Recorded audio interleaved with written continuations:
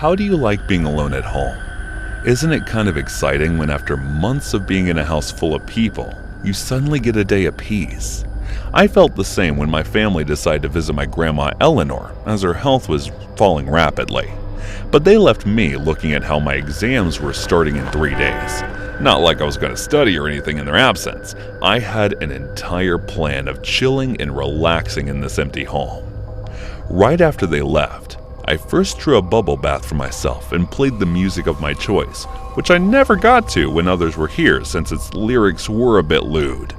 My family always had these weirdly strange expectations from girls that they shouldn't be interested in such things or think about it on that matter, but I have always been a bit different from others.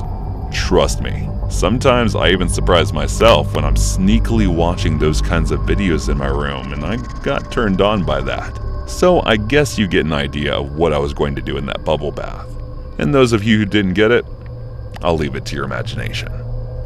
I wasn't some underage girl to not understand right or wrong.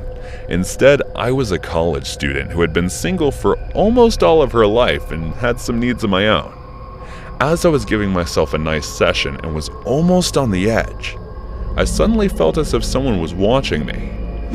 I turned around to see no one was there, and I knew no one could be home because literally everyone was on the flight. It was strange. I don't believe anyone knew the passcode for the house. Thinking it to be my imagination, I went back to finish what I had started, and once I was done, I relaxed for a few moments, when again I felt someone watchful eyes on me. I got out of the bathtub, wrapped a bathroom around me, and started looking to see if anyone was there. But again, it was nothing. My bedroom window was open though, and as I went to close it, I found a note sticking on its door. I opened it, only to find it was written by My Red Lipstick, and the words were, "Although it wasn't my intention when I broke in, regardless, I enjoyed the show." A sudden chill ran down my spine. Someone was here, and they saw me. My first reaction was to close the window and lock it from the inside, and then went around the house to check if anyone was there before locking all the other doors and windows. Luckily, nothing else happened that day. But the next morning, I woke up from my doorbell, which was continuously ringing for the past 5 minutes. Whoever it was had no patience to the point where it was annoying me. So I quickly put on my shorts and t-shirt and headed downstairs to see which maniac was ringing the doorbell. I opened the door, but there was no one. Instead, there was a package lying on the floor, so I picked it up and went back inside.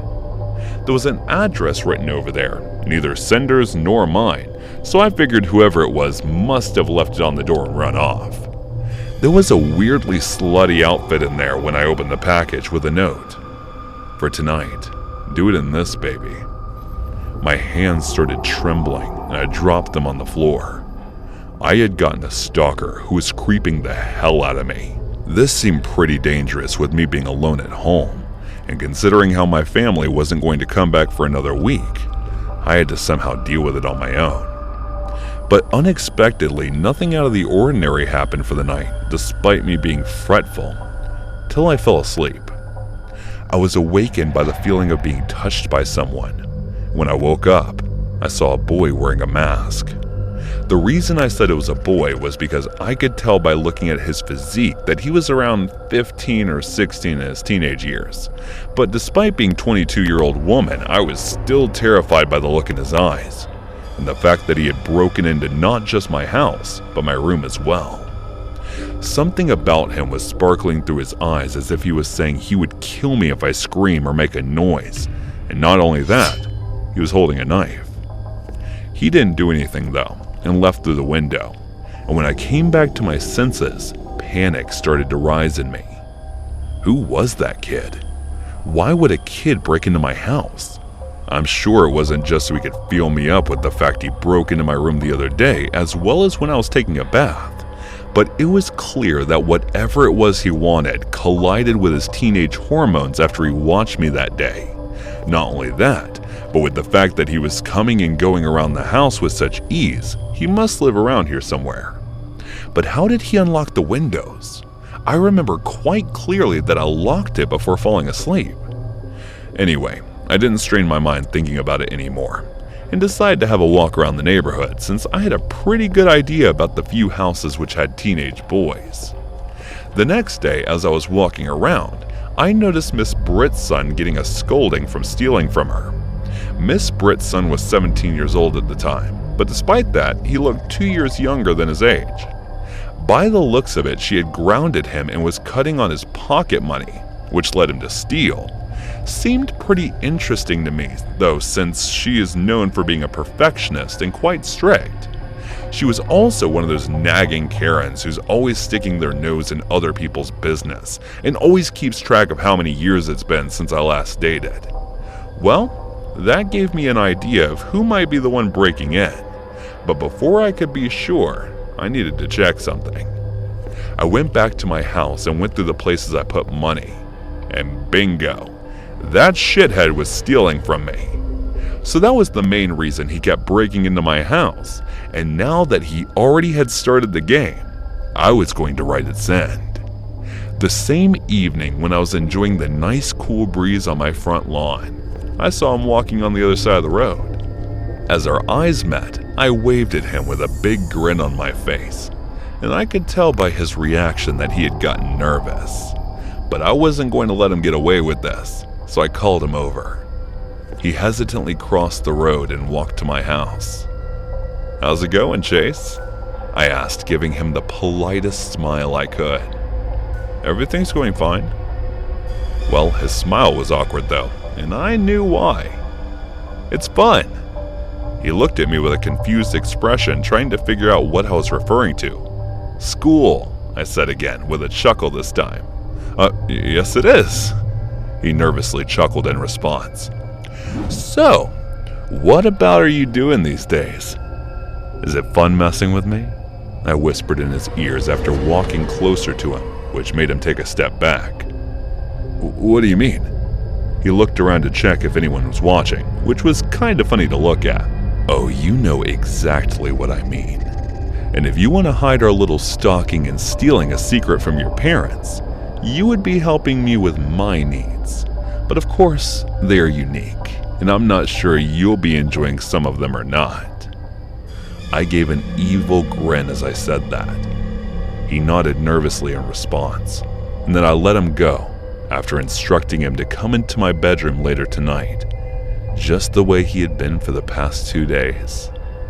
I think I'll be closing his mother's mouth pretty soon after this.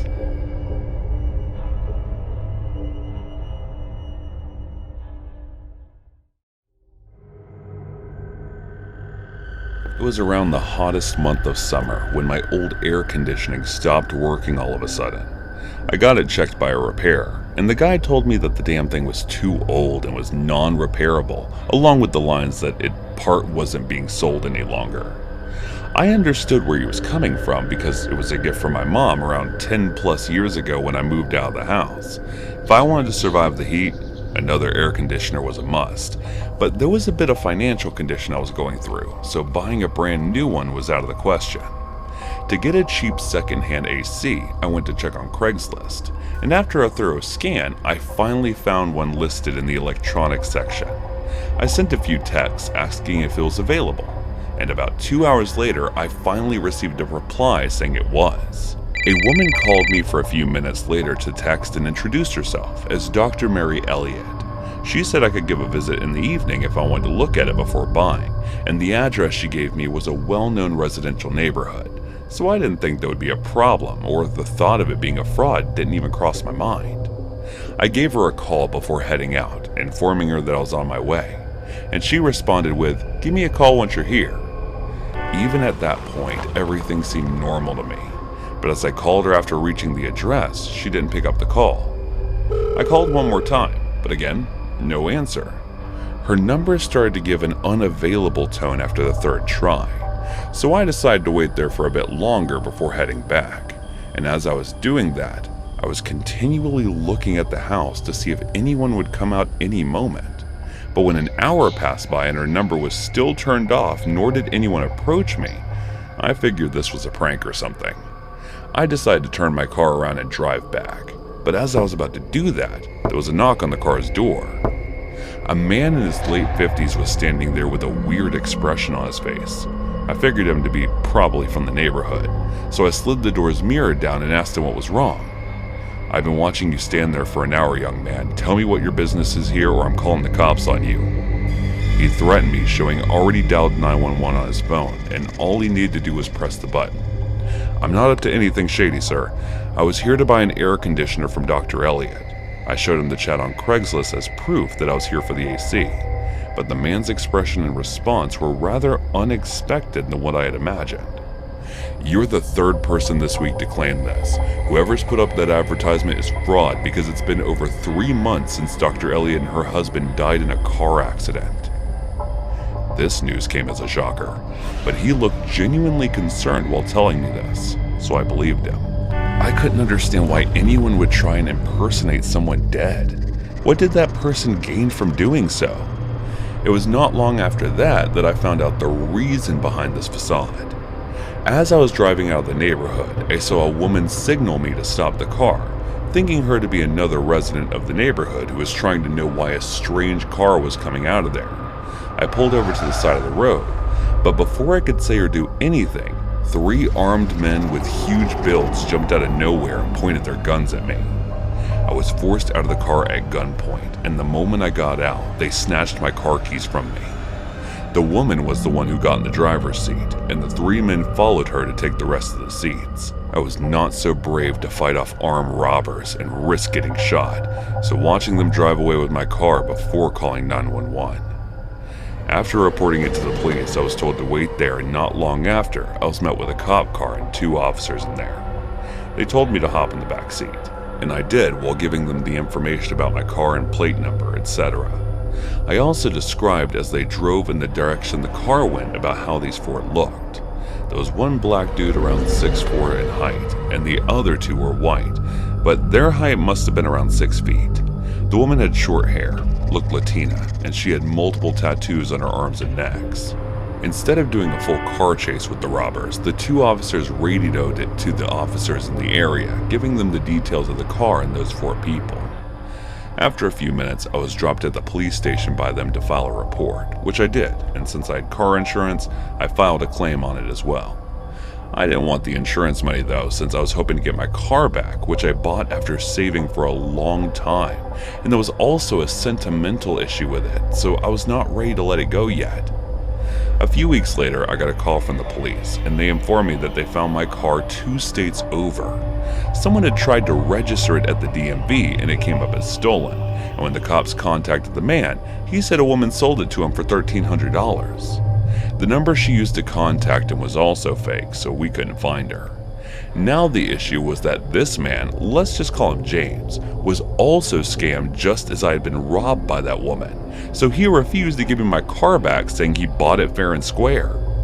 The man suggested that I let him have the car and get the insurance money instead, but I was just as selfish as the other person, and since he couldn't register the car as it was stolen goods, I decided not to be the lifetime victim. So eventually, with the help of the cops, I got my car back, and James filed a report against the woman for a scam. I still sometimes wonder if I did the right thing by not letting him have my car, but again, none of it was my fault either, since I was a victim of robbery myself. At the end of the day, I learned my lesson, to never trust a stranger on the road to stop your car for them, and never to deal on sites like Craigslist anymore.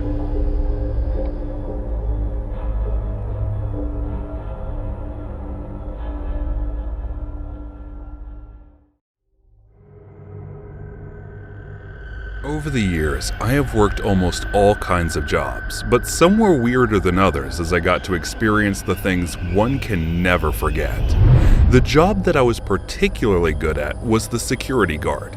At first, I worked as a guard for an apartment building, but after doing my job perfectly for about a year, I was transferred to public housing.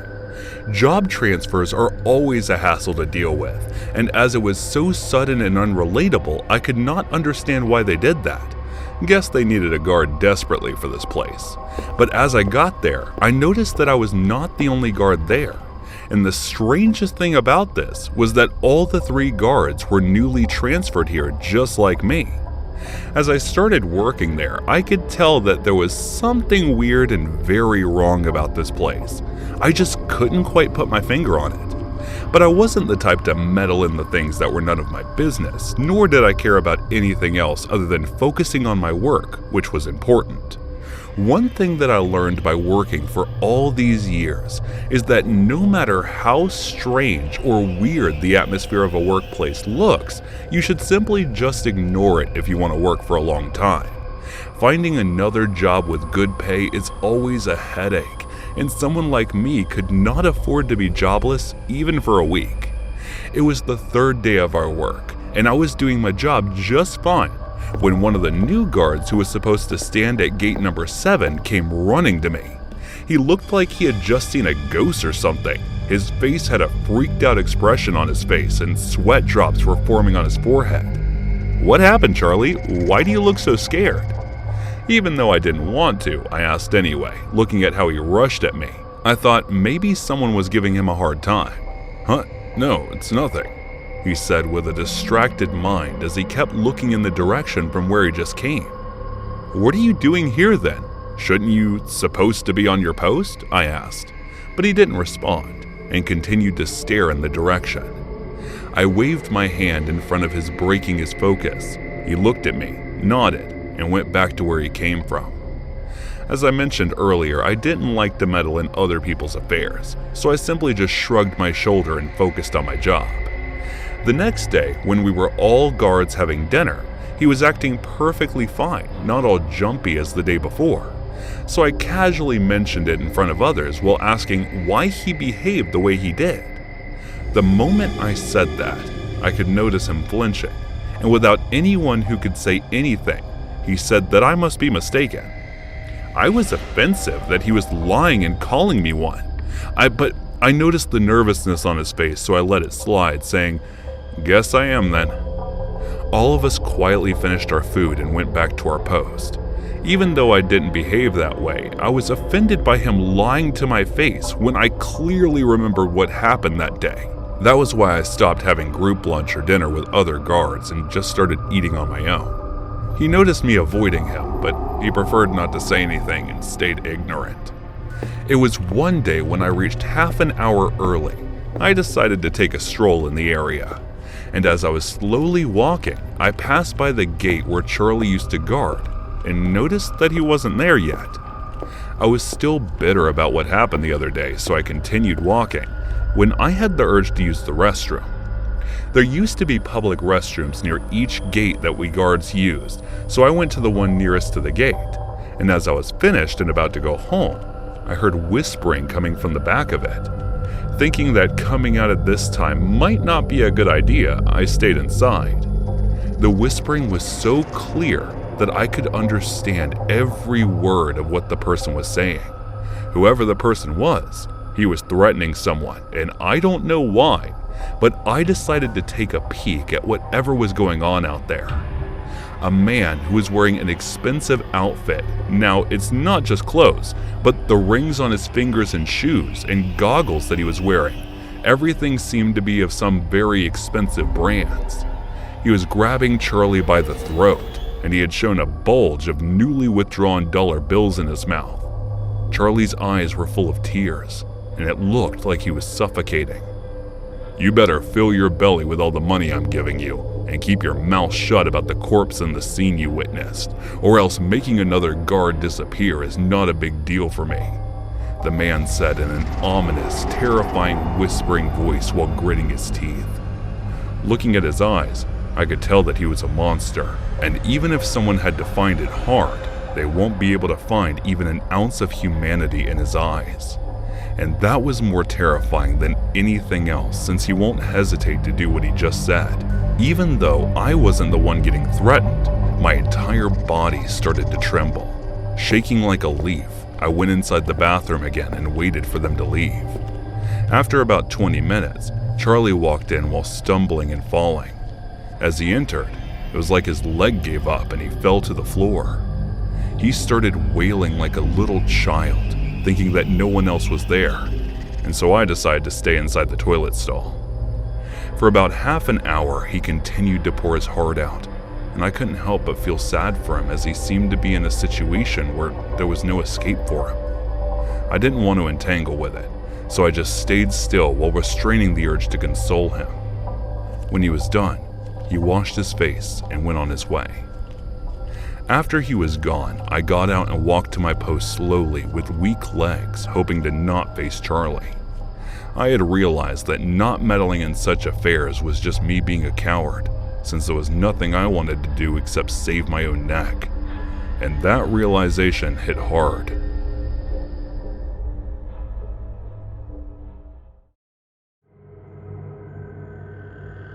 This is about the time when I had recently moved to this new apartment and looking for a few secondhand cheap furniture online, when I saw this nice luxury-looking couch for just $120 listed on Craigslist. I couldn't understand if it was some sort of scam or something, but if it wasn't, I wanted to try out my luck. I sent a message asking if it was still available, and almost immediately got a reply saying it was. The man gave me his number, and I asked if I could check it first over video call to see if it was legit. He agreed, and a few minutes later he showed me the couch over a Skype call. Everything seemed good. The couch seemed almost unused, as if it was new, and as the man was behaving, it gave the impression that he was in a hurry to sell it off. We decided to meet at the Walmart parking lot the next morning, and since I had borrowed a truck from a friend for shifting, it was going to be a lot easier to pick it up. The next day, as I drove there at the specified time, I noticed the guy was already there with the couch. The deal turned out to be fine. I checked the couch to see if it was the one I saw in the ad, and he assured me that it was the same one. He seemed nice, and even helped me load it onto the truck. After I handed him the cashier's check, he went back to his truck and drove off. I was happy that I got such a good deal on a couch and looked brand new, and as I was driving back, the tire of the truck went flat. That was unexpected, looking at the fact that I changed all the tires the day I borrowed this truck, so it might have been something on the road. Luckily, I had a spare tire, so I proceeded to change it, and once it was done, I started driving again. Around 10 minutes later, I was pulling over on the driveway of my apartment building. The security guard complimented the couch for its look, and I thanked him. After that, I went ahead and unloaded it with his help. But as I was doing that, I noticed it to be heavier than the time I loaded it in the truck. The weight felt as if I was carrying it with a person sitting on it, but I knew that wasn't the case, so why did it feel so heavy all of a sudden? Still, I successfully moved the couch to my apartment, and by that time I was so tired of all the weightlifting that I just laid on it and closed my eyes. I didn't realize when I drifted off to sleep, and as I was half asleep, I felt a push as I fell off the couch. Now I was completely conscious, eyes open wide, looking around to see if there was anyone else in the room other than me, as I was just utterly confused as to what just happened.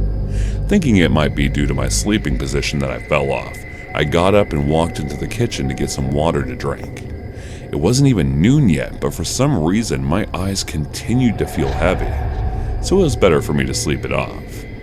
I walked to the bedroom and just threw myself on the bed. Within minutes, I was in the land of Nod. It was around noon when I woke up, and since it was the weekend, I was just going to eat something and go back to bed.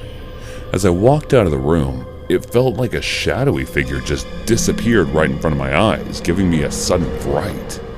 Thinking it to be my imagination, I rubbed my eyes and went to the bathroom for a shower to remove my drowsiness first. The day just kept getting weirder as my foot slipped in there, but I somehow managed to stop myself from falling as I held on the tap. What in the world's happening today? I thought to myself as I grabbed a towel to wrap around me. That wasn't all. The hazardous situations continued throughout the days. While cooking myself dinner, my shirt almost caught on fire, and the microwave almost blasted if I didn't remove the plug on time.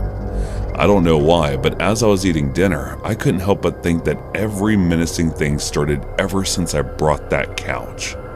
Taking out my phone, I dialed the man's number who sold it to me, but surprisingly enough, his number was turned off.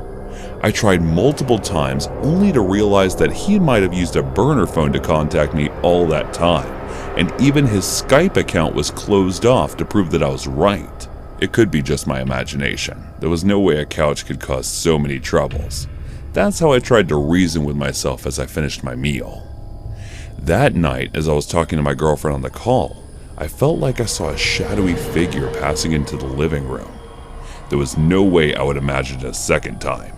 I wanted to confirm my suspicions, so I walked slowly and steadily toward there while asking Grace to stay on the phone with me.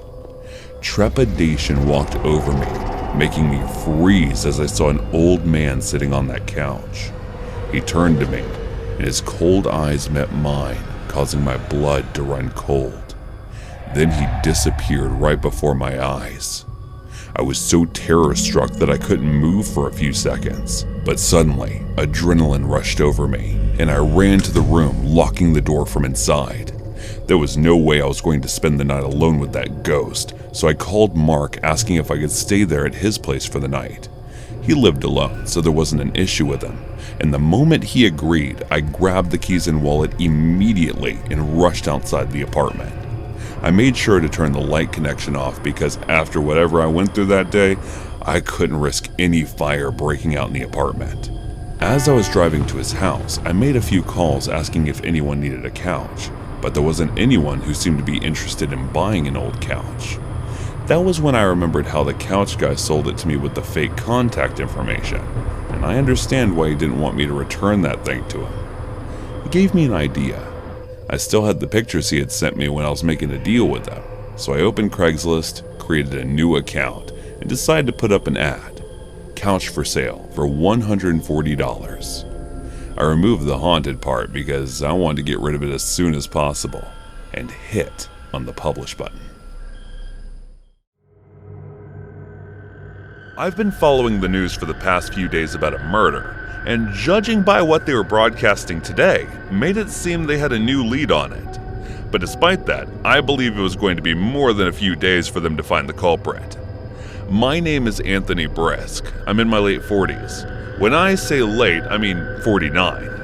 I've been the kind of person who has been abused all his childhood by the surrounding adults. From just a little scolding to the kind of brutal beatings that leave you on the verge of death, but doesn't let you die as you wish, I had endured all of that. So growing up, my goal was to remove the pain and suffering within the people, especially children.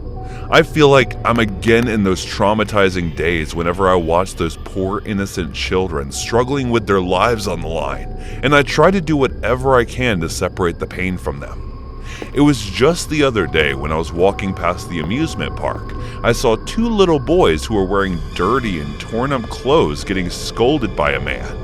I clenched my fist as I saw him slapping them after getting angry over something. I was about to run there and kick the man in his guts, but my hands started to tremble and my legs froze on their own.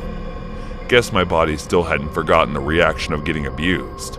The two boys were holding a bunch of balloons, and by the looks of it, they were here to sell it. Before taking any kind of action, I wanted to observe those kids a little more, so I started stalking them. Well, without any intention to harm them, of course. I saw them working till the park closed and then walking back home with whatever they had earned throughout the day. Once they reached home, I saw the same man who seemed quite drunk snatch the money from those poor kids and then beating them up to earn so little. He didn't even serve them dinner and closed the house door, leaving them to sleep in the garage. As I saw them consoling each other and crying to sleep with an empty belly, I decided what I was going to do about this. I was going to remove them from this hell and the misery they had been living till now with any means necessary. The next morning, I woke up earlier than my normal schedule and headed to the amusement park where I knew those kids would be selling the balloons. I was right to get up early because when I got there, I found them in their usual spot. After staring at them for a few minutes, wondering how many days it might have been since they had last eaten anything, the first thing I decided to do was feed them a decent breakfast.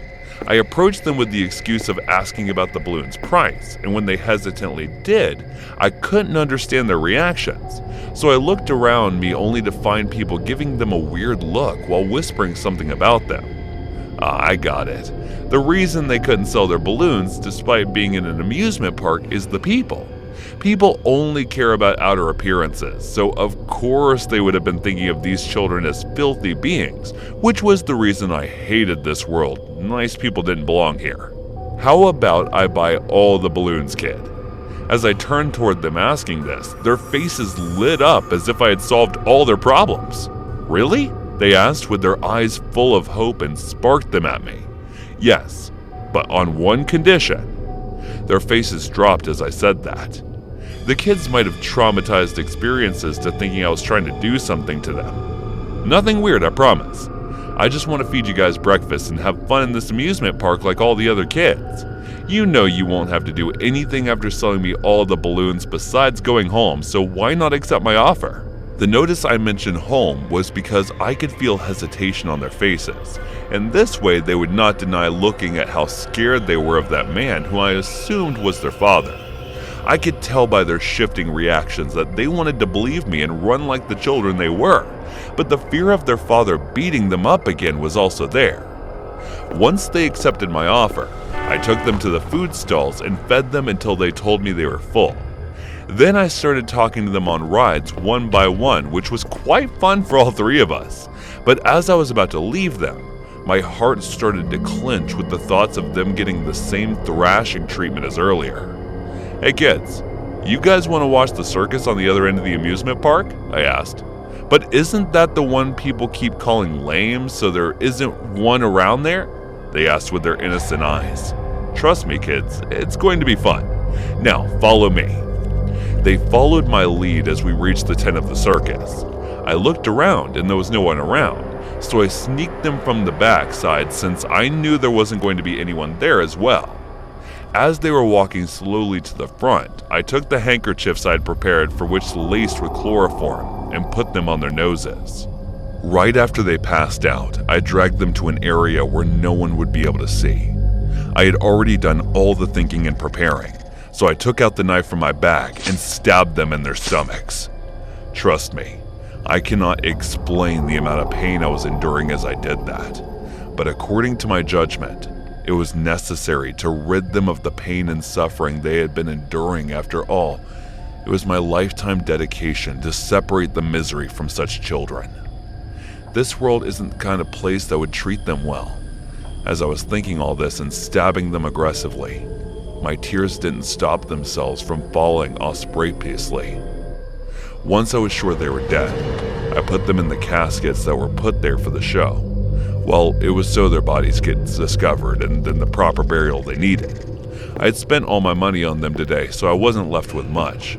But for some reason, my heart was feeling light. The feelings of achieving a part of your goal was good. I needed to earn some money before I could save other children, so I started hunting for a job. And the day I found one in a flower store, I heard the news of the bodies being discovered. Wasn't that a good thing? But was that about them blaming me for taking innocent lives? Ever since then, I started following up on the news to see how much these good-for-nothing people have progressed. And as I'm still working at a flower shop as an assistant salesman, I could tell by looking at the news that it's not much. They have no idea about the intention of the killer, so it's been difficult for them to find me. Well, they can call me whatever they want. Either it's a monster or a psychotic murderer. I'm just trying to save the unfortunate children. Around the time when I was in my early 20s, I was a regular in a bar downtown and friended one of the guards, Freddie. During the closing time of the bar, when we used to be few to no people, I used to have normal chit-chats with him since he was the kind of guy who could lighten your mood just by talking to you. My man Freddie had a huge build like Shaq, but despite being the guard of a bar, he had a tender personality like an innocent child who hadn't yet seen the world. But that doesn't mean that he couldn't act tough when he needed to. He was one of the most intimidating guys, just by looking at him, all because of his size and the way his voice sounded. It was the other night. I came out of the bar and found him talking to someone. Since Freddie's back was on my side, I could not see who the other person was. There was no chairs for the guard outside the bar, so I sat in one of them and started waiting for him to finish his conversation so that I could indulge in our routine chat with him. About 15 minutes or so, it looked like he was done with whomever he was talking to as he walked back to his usual refreshing smile. "Who is it to put you in such a good mood, Fred?" I asked in a teasing manner, hinting to ask if it was a woman. It was just an old lady, but she seems to be a good humor despite suffering from dementia, he said as he grabbed another chair, placing it in front of him to sit. Did you just meet her? How do you know she has dementia? I asked, honestly confused. No, she walks past this bar every day asking for the way, but she never seems to remember me, so I figured the old lady has it, he said, making himself comfortable and giving me his complete attention. Now that you say it like that, it does make sense. By the way, what happened with that lady with a beautiful and kind smile? Did you see her again? I remembered the woman he was talking about the other day, and the way he was telling me all that it seemed like someone was crushing hard over here. No, I didn't see her after that. I hope she's fine, he said, looking at his hands with a worried expression on his face. Nah, don't worry, she must be thrilling. You scared those guys good. I'm sure they'd be wetting their pants just by thinking of that day, I said, giving his left arm a light, playful punch, and he started laughing in response. It was about 3 days ago when I came out to the bar after hearing a commotion, only to find Freddie, who was over 6'9", hanging over two boys around 5'11" or less, with each his hand like a sack of rice. Those guys looked frightened to their pants as they cried for mercy. Fred said something in a whispering manner before releasing them. Looking at their pale expression, I figured it might be a threat or something. I didn't see any girl around, but he told me they were harassing some girl, and the way that girl smiled while saying thanks left him memorized by her. After chatting for about half an hour with them about this and that, I left for home. As I mentioned earlier, talking with Freddie could put anyone's mind at ease, and the same thing happened to me, because by the time I was going back home, I had forgotten about the argument I had with my mom before rushing out. When I got back, I found her asleep on the living room couch, so I carried her into her room before heading to sleep in mine. For the next few days, the old lady with dementia was included in our conversation. Freddie looked impressed by her sense of humor, to the point where it became a regular mention at that point. Until tonight. I was walking to the bar when I saw him a little further to the bar where he usually mentioned conversating with the old lady. Thinking he must be waiting for her, I opened my mouth to call out his name, but my words stuck in my throat as I saw his hand moving and him talking as if he was interacting with someone. Then all of a sudden, he burst out in laughter, holding his belly as if he just heard the joke of the century. I was getting terrified at this point because there was clearly no one around him, and he sure as hell wasn't on a phone call. Still, I hesitantly walked over to him and asked who he was talking to. Hey man, this is the old lady I was telling you about. Ma'am, this is my friend Tristan. He's a nice kid. The way he was introducing me to no one was bone-chilling, as I was getting even more scared. I can't see her, man, I said in a hesitant voice, and he looked at me with a confused expression. Then he looked in the direction he mentioned the old lady in a manner that seemed like he was paying attention to someone. Ah, is that it? That's rude, Tristan. I understand she's small, but you shouldn't joke about someone's height like that, he said, nudging me on the shoulder. No, this is not... I'm gonna drop this nice old lady at her home, okay? Don't wait for me to go home. He cut me off in the middle and started walking to his car. Wait, Freddie, listen to me. I followed him, trying to get him to listen, but the way he was walking so fast seemed like he was possessed or something. I had to almost run after him to try and catch up.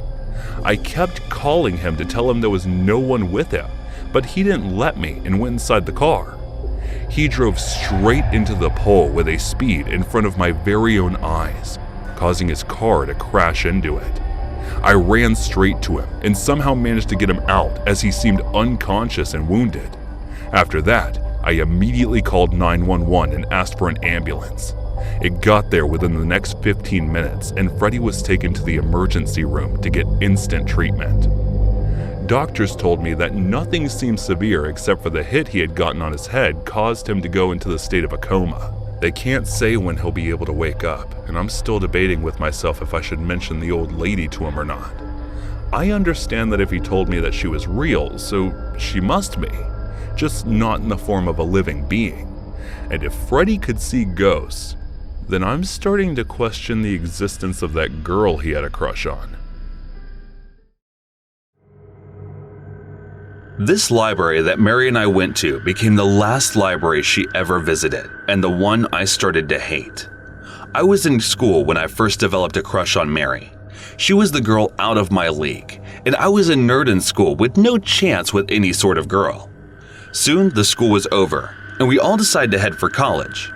My college was in the city, and I had no idea what city demanded off and how tiring it is to live in a city where changes are paced at the speed of light, and every day you wake up to find yourself in a new city. I was not having a good time adjusting into college, and then during one of the POL science classes, I saw her. Maria was in the same class as me, same college as me, the school crush. At first, I ignored seeing her. I was trying to play cool, but she noticed and called me. We met and caught up since our time together back in school. Weirdly, she wasn't the same like she was back in school, and probably so was I. We caught up and we started talking, and once we knew each other, we started hanging out, and then one thing's led to another, and we began to see each other. And soon we went on our first date, and it was quite amazing. I had no idea that she had always wanted to hang out with me in the school, and knowing that she was a Star Wars fan just made everything better. And we hanged out for a week and binged on the Star Wars. In a few months, as I worked in the cafe and she worked at the library, we decided to leave the dorm and move out into an apartment.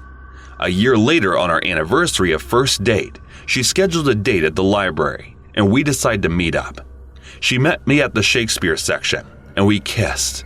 And then we moved on to the nonfiction center of the library, where we sat around and talked for a while. But soon, everything turned into chaos when a guy wearing a scarecrow mask entered the building with gun pointed in front of us, and we were more in shock and rendered helpless. I decided to charge the guy, but soon was shot in the hand. And as I did, Mary tried to attack, but he hit her, and I charged him again, and he shot me. I felt blood coming out of my stomach, and sooner, he shot Mary, and he came close to me and said, "If I can't have her, no one can." I rushed to Mary, and she was shot in multiple places. I tried to keep her awake, but nothing. Sooner, he left, leaving us there, bleeding. I called an ambulance, but before they arrived, Mary was dead. She died in my arms. They all branded it the Zodiac murder, but it was not the Zodiac, and I knew it. The moment I recovered, I knew one thing for sure, that it wasn't the Zodiac, but someone who worked within the library with Mary, and I knew that I had to find whoever it was. So I decided to work in the library, and then after months of working, I realized it was the accountant, Jerry. He was obsessed with Mary, and even tried exploiting her. He admitted it to all while having a drink, and sooner, I knew what I had to do, and I realized that to play it right, I needed to have the full proof of plan and evidence of charges the man. Without it, there was nothing that I could really do. Involving the police was no good since they already had closed the case and branded it in the list of the Zodiac murders. Cracking Jerry wasn't easy. All he did was just admit to assaulting Mary once. He never confessed to murdering her, and he had no clue to who I was. So there was the doubt that maybe he wasn't the killer, even though he cleared all the checkboxes of the killer. My next suspect was Mary's boss, Christopher. I had him in the doubts from the very first day. He was very supportive of me joining, and also very defensive about it. And what made it more suspicious was that he knew about Mary and I being together, and he even knew that I got shot in the stomach. So there was my doubts about him being the killer too. The biggest confusion that I had was that they were both on top of the lists of suspect in Mary's murder case, but I wasn't sure who did the act. I was determined to do whatever it takes to get rid of both of them, and I very much wanted to do it in the most legal way it was possible. But the door closed when I appealed the department to open the case back on. The police refused to open the case file since there was no evidence connecting the suspects to the murder, and the AMO was that of the Zodiac killer. So opening up the investigation would be too much work for the police. I was alone in this search of justice, and seemed like I was the only accountable for seeking the justice, and with that, I had the opportunity of seeking it the way I thought it was suitable. I was having the best time of my life in college when it all happened. Mary was gone, and I was in the trauma of losing her. But what helped me was the need for justice, so I worked my ass off to make sure that I figure out the culprit who did this and make sure to have my revenge upon them. But I was confused as to who was the one, if it was Christopher or Jerry. I decided to do this on my own and ambush them one by one, and so I did. It was Christopher's turn first. I made sure that he is taken by surprise, and so I did. I made sure that he is caught off guard, and I wore the mask and confronted him as he was closing the library for the day, since only he had the access to the library keys apart from Mary, and it just made it more certain. He was surprised by all of it and had no idea. But as I moved, Jerry came in and he said, "Do you think I don't know what you're up to?" And further, he shot Christopher and then looked at me. "You won't shoot me. If you do, you become me. The evidence is clear, and you will have to run forever. I am not going to kill you because then you will be with Mary. So I am just going to give you a shot, and you can kill me, and then I will be with Mary. So what is it going to be?" I was puzzled, and there was nothing I could do, so I just stood there, not knowing what to do. I saw him leaving the door and looking at me. I left the scene. Sooner, the police was after me. My DNA was all over the place. I have been running from the police ever since. But then again, it is not over yet. There's still more to do. After everything, and running and starting everything new, I still don't believe that I've been caught. And to get caught because of none other than your son.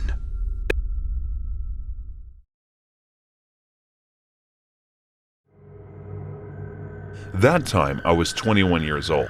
I had recently completed my post-graduation and was working as an event manager. The day this all happened was something that I never expected or planned to do before, but it just happened, and I don't know how to, but leave it. Coming back to the story, one of my friends and also my colleague at the office invited me to his engagement ceremony. In fact, we were best pals even from our school times, so there was no way I could have rejected his offer. I just hugged him and said that I will definitely come along with all our other school pals. The ceremony was scheduled 4 days from then, so I started my preparations in advance. On the day of the reception, we all reached there. It was a resort which was a little far away from the town area and was almost covered by forest on the 3 sides. It was the night of the ceremony, and of course there was no doubt that the celebrations were at its peak. I could see more than 200 people were there, and there was a lot of noise. I and my friends went in and wished my friend a better life ahead.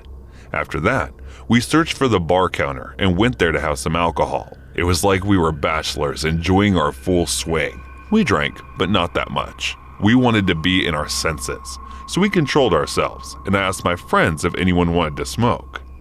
We all were pals from the same pot, so they all agreed. There were a lot of people there, so we decided to go out into the trees and walk a little while smoking. So we went outside into the woods, but not too far. I pulled the cigarette packet and lighter from my pocket and offered one to all my friends. We were 7 in total. While smoking, I felt like nature's call, so I walked a little deep from there to pee. After 2 quarters, I was feeling a little dizzy. I got a little away from my friends and started to pee. While I was in the process, suddenly, scream-like noise. It felt like some kid was crying. At first, I thought I was drunk and maybe too much that I was hearing different sounds. And the second thing that I thought was, why would a kid come here deep into the woods this late hour? I decided to ignore it and walk back, but again, I heard the same noise. This time, I was sure that this wasn't my imagination. That noise was for real. I got conscious and skeptical. I stepped forward in the direction of the friend, but a friend of mine came walking behind me and asked me to come back. I told him what I heard, but just like me, he also thought that we were overdrunk.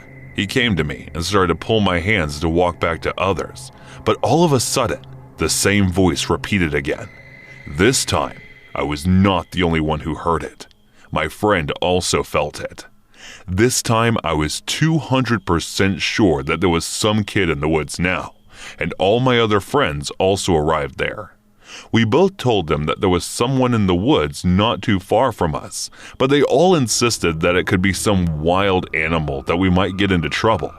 But I was sure that what I heard was not some wild animal, but it was like some child screaming, and I insisted on going and looking for it once.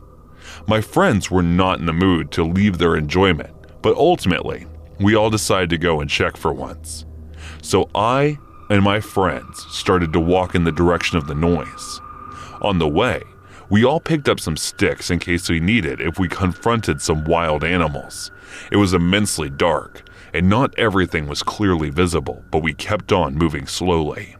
After reaching a point, we heard the noises being louder for once, and from the moment everything was totally quiet. It was like a pin-drop silence, excluding noise from our footsteps. After reaching a spot, we saw something, but it was not clear. I took the lighter out of my pocket and turned it on. Believe me, what we saw next shook us to the core of our souls. There was a young girl who seemed to be about 6 to 8 years old, lying completely naked, and there was blood stains on her body. Her private parts were not fully grown yet, even though they were bitten. She was lying unconscious behind the bushes. Suddenly, we heard a little commotion like someone was running from there. My friend threw the stick in his hand in the same direction, and it was right on target. We ran there and saw a cop who was about 35 or a little older lying there. Suddenly, I noticed his hand and his lips. There were blood stains on them, and right that moment, we understood everything. I just went to him and pulled him up by his collar. I took him to the little girl who was lying there, and one of my friends was attending her. After checking her, he confirmed that the little girl was already dead. I got furious and slapped him. I shouted at him and asked him, "What have you done, you beast? Don't you have humanity?" He held my feet and started pleading for mercy. This was the first time in my life that I saw a cop getting on his knees and pleading for mercy, and he should be. What he had done was completely unforgivable. I looked at the girl's face and almost cried. Her face was so innocent, and she was not even mature enough to understand what was going on with her. I was filled with rage. At first, I thought to call the cops, but he was one of them. And what if he played in front of them and trapped us instead? He would definitely get bailed out and target another little girl like her and rape more kids. All these thoughts started to increase my rage to its peak, and I don't know why, but I pulled the stick from my friend's hand and I slammed the beast's head.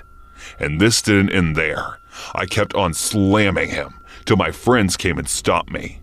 They pulled me away from him and started shouting at me, "You've gone crazy. He's a cop. What if he died? We all would be behind bars," and blah, blah, and blah. They lectured me one after another, but I was not in the mood to listen to them. One of my friends went running to the cop and checked him. He was dead. I smiled and said he deserved that. My friends understood that there was no point in lecturing me now.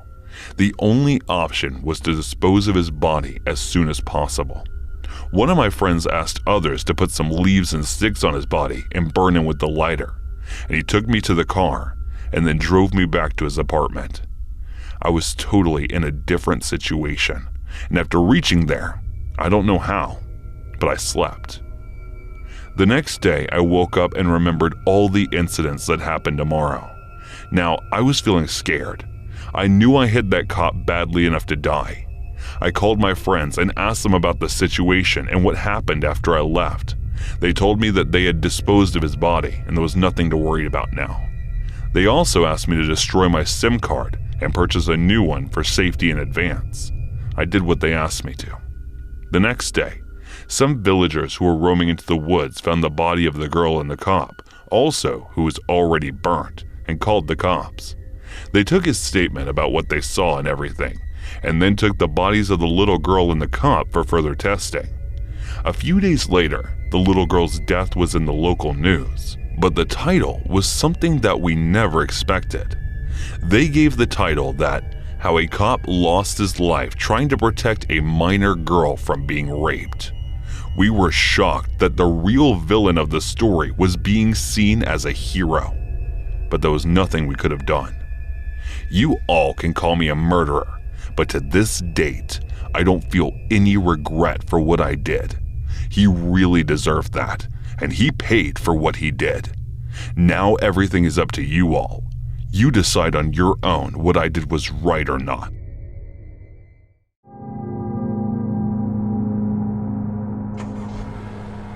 So I recently moved to Charlotte after the passing of my father in August in Charleston. I had also ended a relationship and just wanted to be on my own and living in a city. I moved to a nice apartment with a fireplace. The apartment felt good when I toured in and moved in. After the first few weeks, I began to have strange feelings. Leaving the shower, getting changed in, and waking for water or pee in the middle of the night gave me the feeling that I had guests in the main room. I remember waking up one night and believing someone was sleeping on my couch. Before I went out there, I made sure to put on a shirt and pants because I didn't want to freak out my guests by being in the buff. As time went on, I found myself more and more self-conscious about what doors I left open, like someone was there and I didn't want to give them a show. This continued and almost has become worse. I'll occasionally shower and I can hear the sounds of someone getting ready in the bathroom. It also feels like a female getting ready or in the other room. After that, the dreams came, almost weekly. I've had dreams discussing with this entity that they needed to go. Now I sleep through anything, so what I found weird was, after these dreams, I would spring awake and feel like someone was in the room with me or the entry to the room. It often reminded me of having to talk with a roommate who is hanging out in your doorway. After a few minutes, the feeling would subside like they left and I'd go back to bed. These dreams continued, oftentimes leading to shouting matches where I was demanding it left. About 3 weeks ago, things picked up a bit. Between the dreams and now, I've had a few more situations where I felt like someone was with me in the apartment and ended up buying a bathrobe. One night 3 weeks ago, she and I had a discussion in the dream. It was a positive dream, but she wouldn't tell me what she wanted. I snapped awake and felt like someone was close, like near the bed close. After a minute of contemplating my options, I spoke out loud that I was leaving. I heard a sigh in my ear like someone was next to my bed. I was terrified. I threw the bathrobe on and drove around for about an hour. I decided I wouldn't acknowledge her or it and just go on with my life. 2 days later, I saw her. I was cleaning the house and doing laundry. My laundry room is a closet off the kitchen.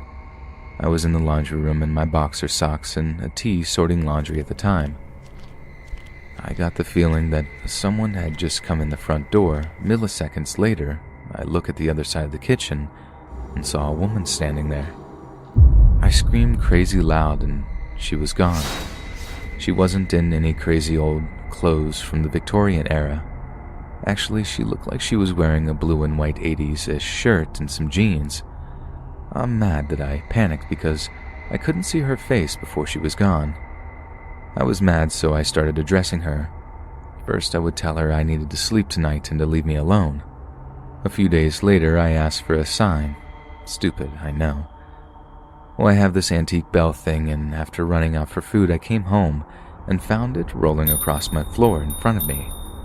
There's no way it could have left its location without force. Since then, I see her more and more. I've gone back to ignoring, but it doesn't help. She hasn't done anything malicious or destructive, just is here. I'm kinda stumped on how to handle this and just weirded out. Update, March 12th, 2019. So I did some exploring in this area. Without giving too much away, my complex is long and winding. I've never been to the other side because I don't need to go that way as I'm close to the main road. Well, on the other side of the complex, within 1/10 of a mile, is a massive high-tension wires, the huge power lines, and a substation below it. On that station is a cell tower. I know nothing about the paranormal besides what I've researched and seen on TV. But could there be some electromagnetism fields or something from there? Not sure, but it was a thought. Also, there is a small brook in the area. On that other side of the complex is a standalone ER. From that area with the power stuff, I can see almost directly into the ambulance bay of an ER. Not sure what it means, but it was an interesting location. There have been no major traumas in the area that I could find, but I spoke to maintenance about the unit and it seems all the tenants leave after a year. Now, we have a decent transient population moving here for work and school, so maybe just a lot of energy left in the place. They said no major complaints or sudden move-outs. I bought Sage on Amazon and that is coming, so I'll let everyone know about that, and I am looking for a psychic or medium for a session, but have no idea how to vet someone for this. Any tips would be welcome. The apartment feels quiet today. I've been keeping music on low and some lights on during the darker hours before bed, mainly the hallway light. Also, I only have one window and a huge slider, but I've kept the shades open on both to let some light in. Not sure what it does, but makes me feel good. Finally, I'd like to say thank you for everyone that's responded. I've never gone through something like this or anything even remotely close to it, so thank you for the helpful comments and the occasional joke to lighten the mood. This has been an unnerving ordeal so far, and being pointed in the right path is calming. Remember the excitement you felt when you moved to the new house, the new opportunities that would open up, and all the new friends that you would make, and the new places that you get to be in. My family moved to this really old town in Arkansas in 2004. I guess my family was down on money, and this town somehow was the savior for Father, as he inherited my aunt's property, all of it, and there was a big house that he inherited too. So when we moved to that house, and it was more like mansion. Now it wasn't a new house, it was built at least a century ago, but to us, it was our new house.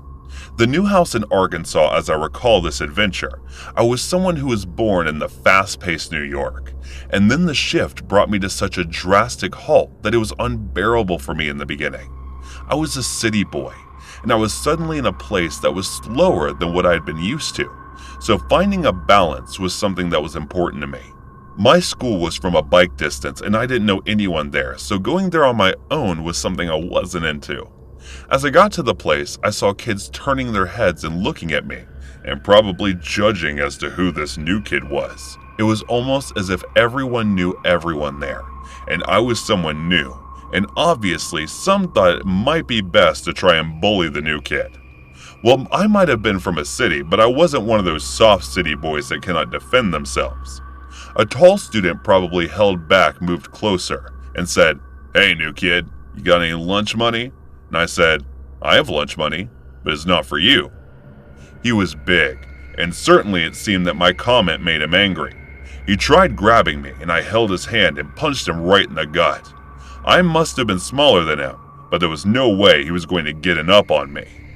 It was his mistake to underestimate me, but then the whole class had the idea that I wasn't the guy to be messed with. My first impression at that school was that I am not the one to be messed with.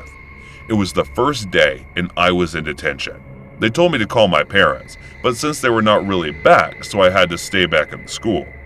While coming back from the detention, I saw one of the guys had gathered around the backyard where my bike was parked, and it was the same guy I beat the crap out of. He was out there with his friends, and for what I know, he was probably there for beating me. He and his boys were waiting to just bash me. I saw it from the distance, and I was pretty sure that I wasn't going to involve in that. I was tough, but I wasn't going to mess up with so many people. They would mess me up. So I stayed down, knowing that it was best for me, and it was definitely not wise to mess with 4 people. I tried circling back, and they thought, but they made me when I was trying to sneak and decided to follow. I saw one of them. They had the knife in his hand, and it was really something different. I guess people here were really off the chart. The psychos of the school were after me with the knife in his hand. I bet all he could think was stab me real good. I was making sure that it didn't happen, so I was pedaling as fast as I could. I wasn't going to stop. I decided to keep moving, and I kept moving, knowing that these kids would not stop haunting me. I soon was in the front of my new house, and I quickly opened it up and got inside. There was no one in there, and I had to wait, hoping that someone would arrive, but I don't think anyone was arriving. I locked the door and shut myself in, but the bastards knew where I lived now, and there was this feeling that they will not let go. It turns out they didn't. Next morning, when I was getting ready for the school, they stood out of my house on their bikes and they signaled me as they passed by my house. Somehow that day I stayed at home, but I knew I had to get on with it someday. So as I got out of my door knowing what is coming, I set out to go to the market in the evening, and I already had a plan in action. I saw that they were all standing right outside my house, and I knew it was my time to get beat up. But instead, I invited them in. If there was a way to avoid the beating, it was by my plan. I invited them in, and they expected, and the guy said, "This doesn't mean you are not going to get beat up. We'll just do it inside." I knew what I was doing. I brought them in, knowing what is in store for them. It was they had no idea what they were getting involved in, and I made sure that they never would. They entered, and the first thing they saw was a hand just lying there with blood coming out of the corner. They were freaked, but they were not completely aware of what I had set them up for. And soon, there was another hand and some fingers of a different hand just lying on the floor. The whole house was giving them the creepy vibes. And then a man came out running with a hand on his throat, and what looked like blood was oozing out of the veins of his neck, and he screamed, "Help me! Help me!" And he ran out the door, freaking every single one of those boys. And then I said, "What do you guys want to talk about?" And as I asked this, I took one of the fingers and started using it as a tool to clear my eye. And I bet they were spooked, since nobody said anything. They just ran, as far and as fast as they could. I kept all of my mother's film prosthetics away, and then along with Ramirez, the guy who acted out the slit throat, cleared the mess. I messed up those guys good. But good thing is, through time, I have formed a friendship with everyone. And when the first day I told them the story of how I fooled them, they were all embarrassed. But most importantly, it helped me be friends. Now I am quite fond of the people of my small, irrelevant town.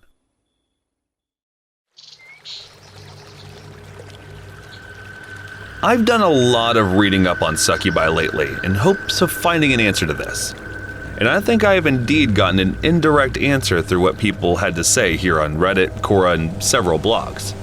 I know these aren't exactly the most reliable sources, and they're all written by your average internet users like you and me.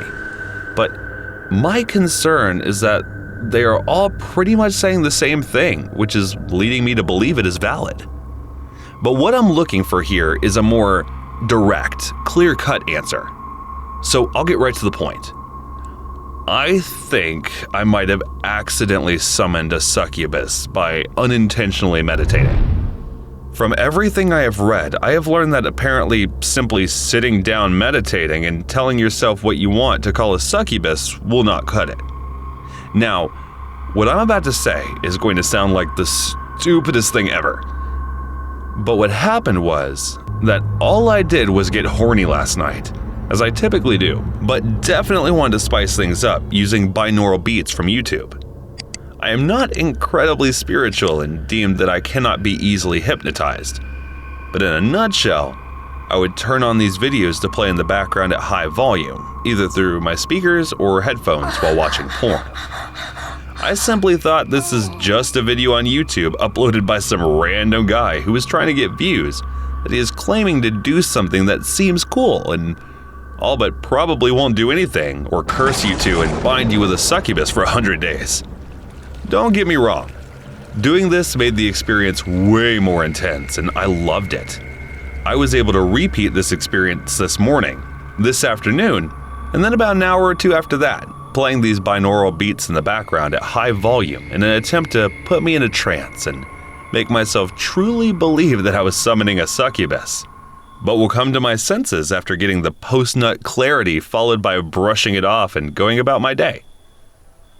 The problem is, upon researching the symptoms of being bound to a succubus, I fit all the criteria, including feeling her presence while masturbating, feeling strong sexual desires out of the blue, and even including the fact that after I orgasm, I feel depleted, drained, and depressed, which for me isn't uncommon.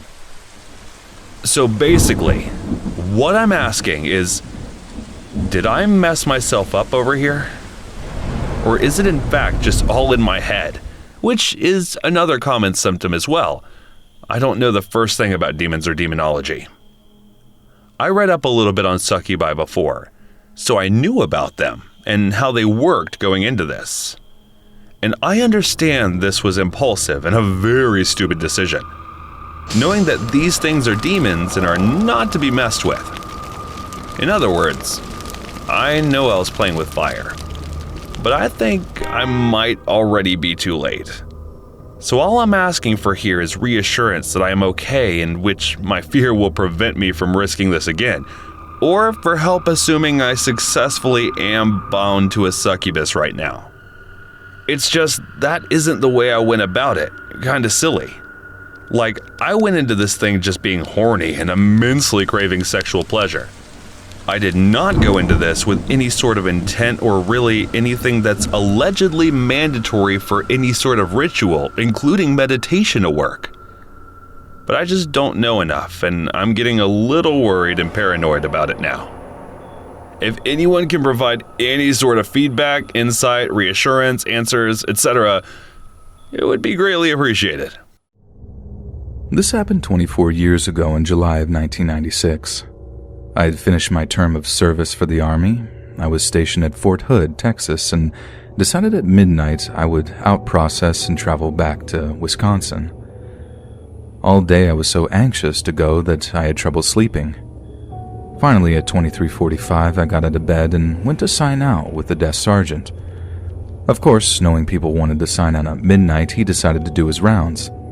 You can't leave until you get your final sign-off with the sergeant and turn in your room key. So I waited, and finally at 02:45 he returned.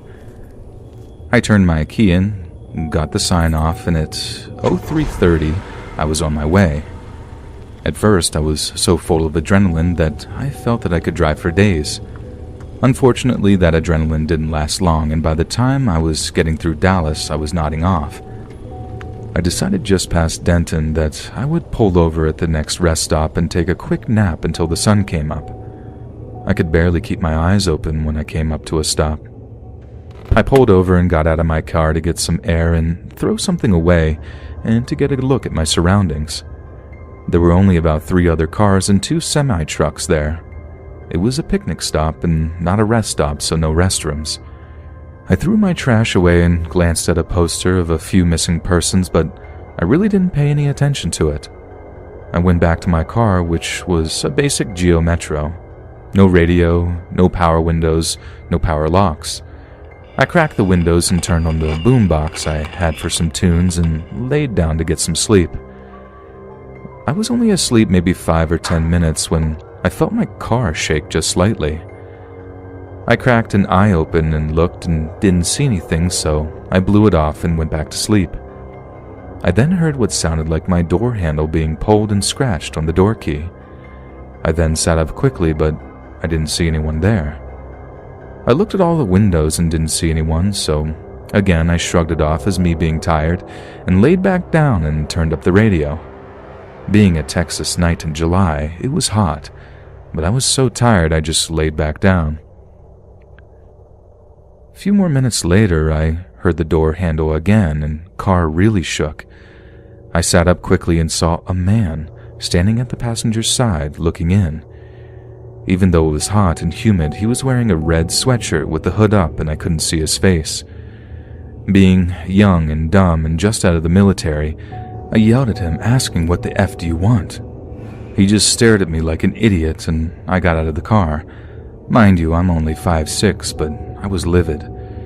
He just walked off towards the picnic tables like nothing happened. All the while, I'm yelling at him that if he came back, I'd take him out. I decided I would just drive on from there. I got back in and went on my way.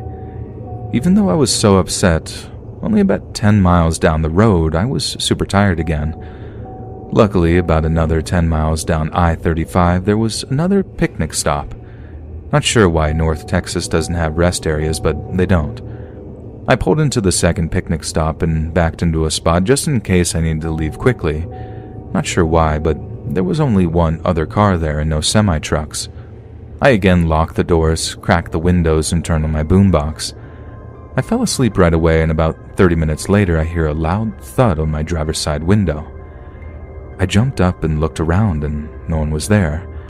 I got out of the car, which was very stupid, but I had my macho military attitude going. But no one was around. I assumed it was my nerves from the other stop. I got back into my car, locked the doors again, and closed my eyes.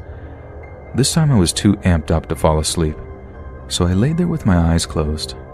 I felt that someone was looking at me, and I opened my eyes and saw the guy standing there again with the red sweatshirt, hood up. I couldn't see his eyes, but I could see he was smiling at me. I popped up quick and tried to quickly open the door and bump him. Being a cheap Geo, since the doors were locked, it didn't open. He walked backwards, still staring at me. By the time I got out, he was about 30 feet away, facing me. It was fairly dark, but as I looked him over, he looked really skinny, but was about 6'2", maybe 6'3", but I still felt like I could take him with my military experience.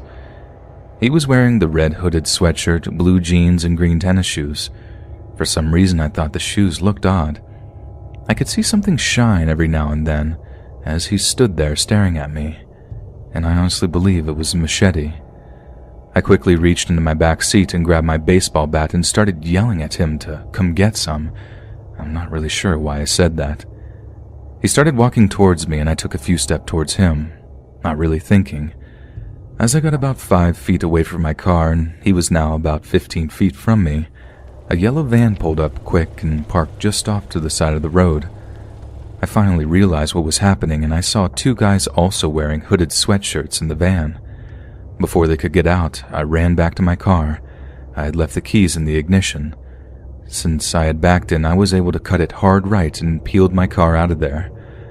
I was so lucky.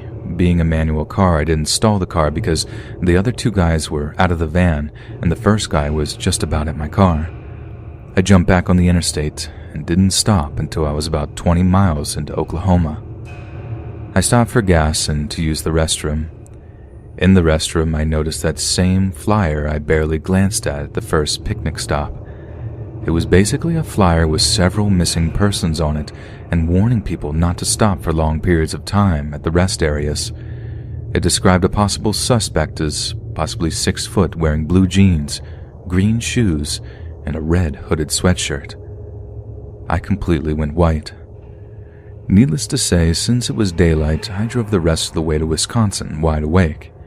Not sure why, but I never reported it to the number on the flyer or told anyone about it. But now I live in North Texas and pass those 2 picnic stops every day on my way to work, and I think about it quite often.